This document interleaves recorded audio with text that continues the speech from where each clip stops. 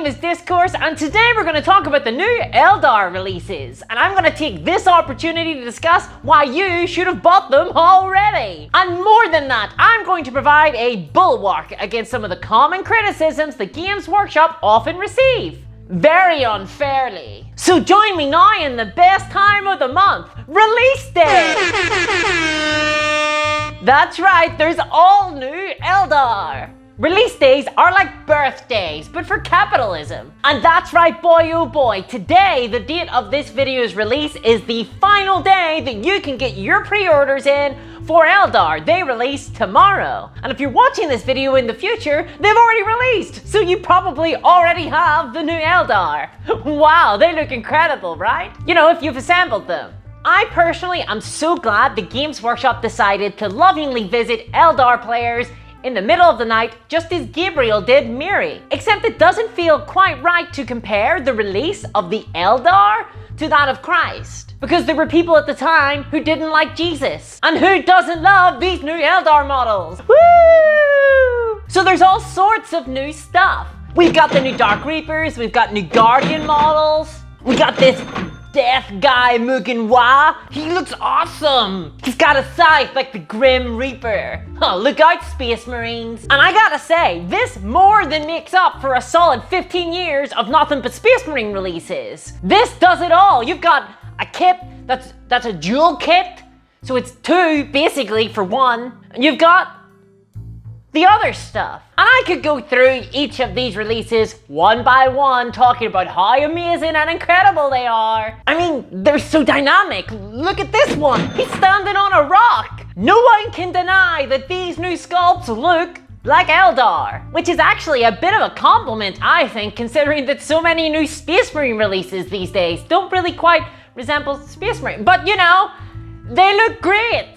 But like I said, I'm not going to go through every single release because it's clear what Games Workshop expect you to buy. And of course, you'll buy it. You know, if you're a real Warhammer fan. And that is, of course, the Wanderers of the Stars time-limited bundle. So if you haven't bought it already, you might have missed out on the infinite savings that this bundle provides. This new bundle comes with all the new releases and even with an exclusive picture.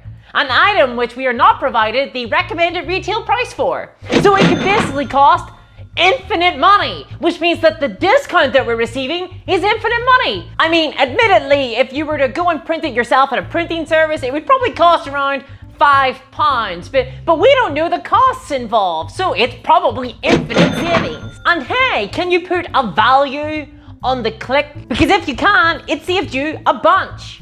So that's right, this bundle is £30 more than if you were to buy all the items separately, but it includes that picture, so infinite savings. And by buying the time-limited bundle, you get all the miniatures, you get the new Codex, you get the data cards, and even new dice. What more could you want? Yes, I suppose a discount would be nice, but Games Workshop aren't running a charity here. Charity makes society weak. And that's why a Games Workshop bundle has no discount. It's for our own good. But can we just stop for a second and discuss how incredible these new Eldar dice are? Firstly, they're only mildly uncomfortable to look at. I could look at them all day, I'm just not going to.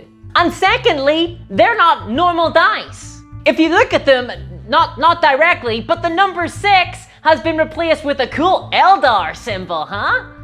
So therefore, they're not in any way comparable to a D6 that you would buy at a local game shop. They're themed. They're themed, okay? Plus, because your opponent will be afraid to look at them directly, you can make up what you rolled.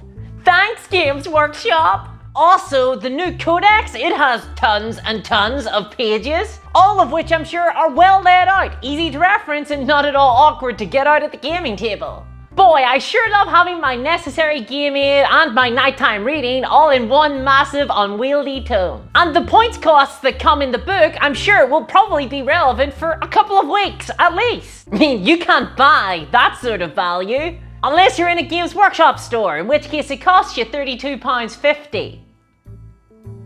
Besides, Games Workshop have doubled down on the well-loved mechanic and introduced far more stratagems than ever before, which has always been the problem with stratagems. There's not enough of them, and I'm sure the Games Workshop have diligently ensured that the new Eldar are going to be very competitive at release. Some would say absolutely dominant. After all, if they weren't at the top of the competitive ladder, then competitive players wouldn't be tempted to buy a whole new army in an eager attempt to buy to win their way to the top of the competitive ladder. I mean, why would you buy a new army if your current army is better? Square that arithmetic, boffins! And just because I'm getting all the miniatures for free doesn't mean that they're expensive. Can we, for one moment, stop talking about price? I think we should all instead consider the fact that Games Workshop have worked really hard to give players what they want. Look!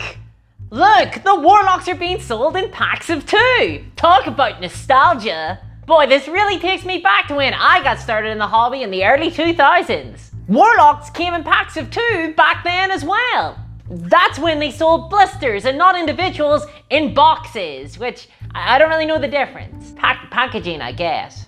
And price. Back then the Warlocks used to cost £4 for 2, and sure, these days if we'd adjusted for inflation, they'd only be £6.92. Which means they've gone up around 800%, but they're made in the cool new plastic. And not that old, heavy, expensive metal. Games Workshop have innovated. They've just realized that they can cut costs and raise prices. That's just good business sense. That's the type of business savvy from the Games Workshop board of directors that only major executives from Ernst & Young Limited, a multinational professional services network, could bring to our wee hobby. A company, by the way, which has pioneered the 84-hour workweek. Now that's a go-get-em attitude that I can only respect. And I suspect it will come in handy to get those lazy game devs into line in order to crack out a new supplement every 6 months. Gotta keep up with the Warhammer Seasons model. Profits don't sleep, why should you? And hey, we know it's gotten better now because back in 2002, nasty old Games Workshop from the past used to obfuscate their price increases. See, back then they'd allocate the blister packs a range band. This would be denoted by a letter, and then they'd quietly increase the prices of each letter, which meant that oftentimes you only discovered a price rise at the till. Don't worry though, Games Workshop employees are notoriously happy to lose a sale. It's not like they're given crazy sales targets and expected to hit those every single time, and if those targets aren't hit by the local Games Workshop store, then all the employees are threatened with firing. And this new innovative model means that therefore they can run stores with only a single employee, which is good. The Games Workshop are better now and far more consumer friendly. You see, now they let us know well in advance when there's going to be a price rise. Unless they don't, then they just release the new product at a more expensive price point. But that's not what happened recently. Recently they let us know there was going to be a price rise well in advance, over a month in advance. They said the price is going up in a month. You have 1 month to make your purchases. Buy all your models in the next month. All at once, unless you want to pay more in future.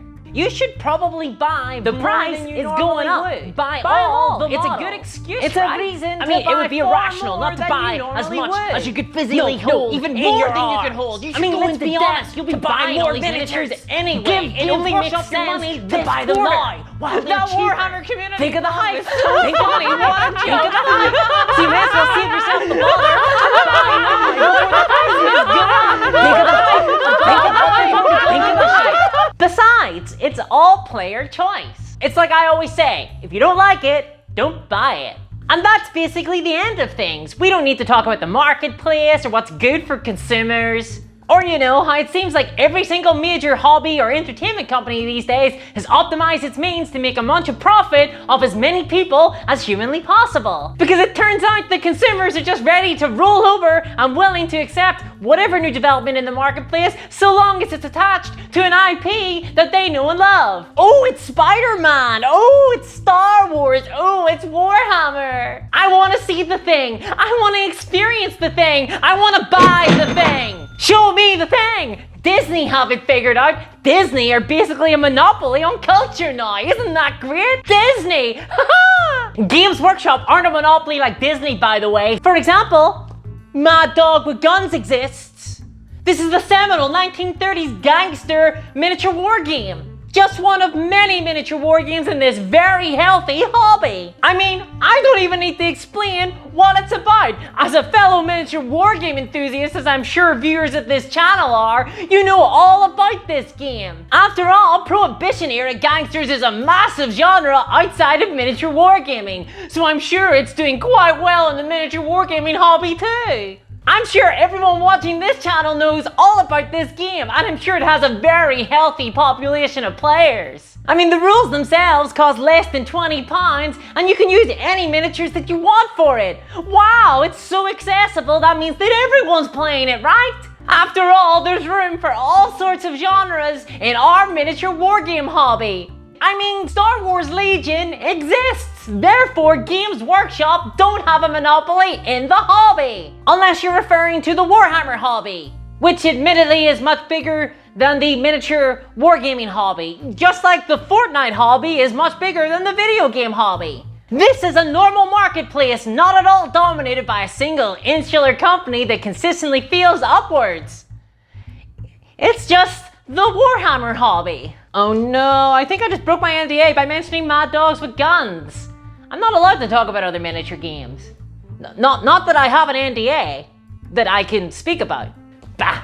Who cares about other games anyway? All I want is the totally original, 100% unadulterated children's series Warhammer 40k. One of the few franchises in the world in which its ancillary marketing products are more popular than the core product. I'm sure that isn't indicative of a core product that isn't accessible to most people at all, and is totally sustainable in the long term, especially now that we enter a cost of living crisis and the collapse of major economies across the globe. I mean, it's just like Star Wars. Everybody loves the toys, but who bothers with the movies? Besides, you don't have to play Warhammer with Warhammer miniatures. No one is twisting your arm. You could just use proxies or other companies' miniatures, unless they've been put out of business in a court of law by Games Workshop. But that's not the point. Many of them have survived the threat of litigation. Checkmate, haters! Besides, it's not like Games Workshop stores are the only place you can play miniature war games, unless they are the only local store to you. But that's not the point.